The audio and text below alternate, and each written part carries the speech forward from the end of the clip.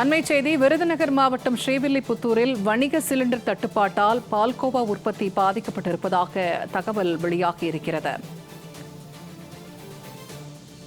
உணவகங்கள், தெருவோர கடைகள் மூடப்படுவதால் வாழை இலை உள்ளிட்ட பொருட்களின் விலையும் வீழ்ச்சியடைந்திருப்பதாக அண்மை தகவல் வெளியாகியிருக்கிறது. கூடுதல் தகவல்களை தருகிறார் செய்தியாளர் பாலாஜி. பாலாஜி, இப்ப ஸ்ரீவில்லிபுத்தூர்ல பால்கோவா தயாரிப்பில் பாதிப்பு ஏற்பட்டிருப்பதாக சொல்லப்படுகிறது. பல சிரமங்கள் ஏற்பட்டிருக்கிறது இந்த எரிவாயு தட்டுப்பாட்டால். இது குறித்தான கூடுதல் விவரங்கள் என்ன?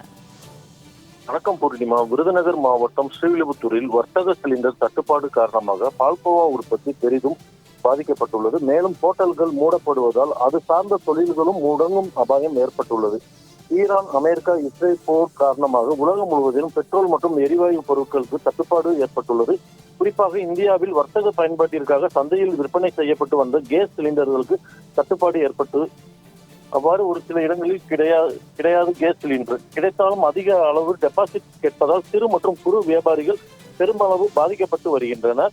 ஸ்ரீவில்லிபுத்தூர் என்றாலே நினைவுக்கு வருவது பால்கோவா. முன்னொரு காலங்களில் விறகு அடுப்பு மூலம் பால்கோவா தயாரிப்பு நடைபெற்று வந்த நிலையில் தேவை அதிகரித்ததால் சிலிண்டர் மூலம் பெரிய அளவில் பால்கோவா தயாரிப்பு நடைபெற்று வந்தது. தற்போது ஏற்பட்டுள்ள கேஸ் சிலிண்டர் தட்டுப்பாடு காரணமாக கடந்த 20 நாட்களுக்கு மேலாக இருப்பு இருக்கக்கூடிய சிலிண்டர்கள் மூலமாகவும் சந்தையில் கிடைக்கப்பட்ட ஓரளவு சிலிண்டர்கள் மூலமாகவும் பால்கோவா உற்பத்தி நடைபெற்று வந்த நிலையில் தற்போது வர்த்தக சிலிண்டர் விநியோகத்திற்கு கட்டுப்பாடு என்பது ஸ்ரீவில்லிபுத்தூர் பகுதியில் பால்கோவா தொழிலில் ஈடுபட்டு வரும் தொழிலாளர்களுக்கு அச்சத்தை ஏற்படுத்தியுள்ளது. பல்லாயிரம் லிட்டர் கணக்கில் பால் வாங்கி பால்கோவா உற்பத்தி செய்த நிலையில் தற்போது சில 100 லிட்டர்கள் மட்டுமே பெறப்பட்டு பால்கோவா தயாரிப்பு என்பது நடைபெற்று வருகிறது. இதனால் பொதுமக்கள் மற்றும் சுற்றுலா பயணிகள் கடைக்கு வந்து பால்கோவா கேட்கும் பொழுது அவர்களுக்கு இல்லை என்ற பதில் சொல்லும் சூழ்நிலையும் ஏற்பட்டுள்ளது.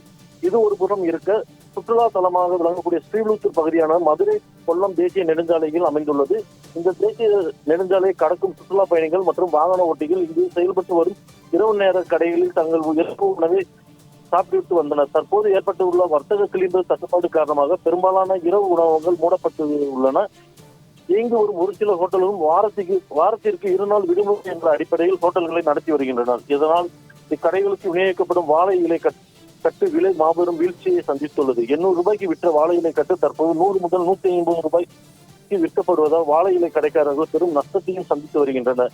கேஸ் சிலிண்டர் தட்டுப்பாடு ஒருபுறம் இருந்தாலும் மாற்று எரிசக்தி தேடி ஹோட்டல் கடைக்காரர்கள் மற்றும் பால்கோவா உற்பத்தியாளர்கள் செல்ல துவங்கி உள்ளன. இதன் காரணமாக இங்கு இயங்கி வரும் அடுப்பு தயாரிக்கும் நிறுவனங்கள் விறகு அடுப்பு தயாரிக்கும் பணியில் ஈடுபட்டு வருகின்றன. குறிப்பாக குறைந்த அளவு விறகு கொண்டு இயங்கக்கூடிய அடுப்புகளுக்கு அதிக கிராக்கி ஏற்பட்டுள்ளது. இதன் காரணமாக இப்பகுதியில் வெல்டிங் தொழிற்சாலைகளில் அதிக அளவு அடுப்பு உற்பத்தி நடைபெற்று வருகிறது. இங்கு தயாரிக்கப்படும் அடுப்புகள் அண்டை மாநிலங்களான கேரளாவிற்கும் ஏற்றுமதி செய்யப்பட்டு வருகிறது என்பது குறிப்பிடத்தக்கது. தகவல்களை பகிர்ந்து கொண்டமைக்கு நன்றி பாலாஜி.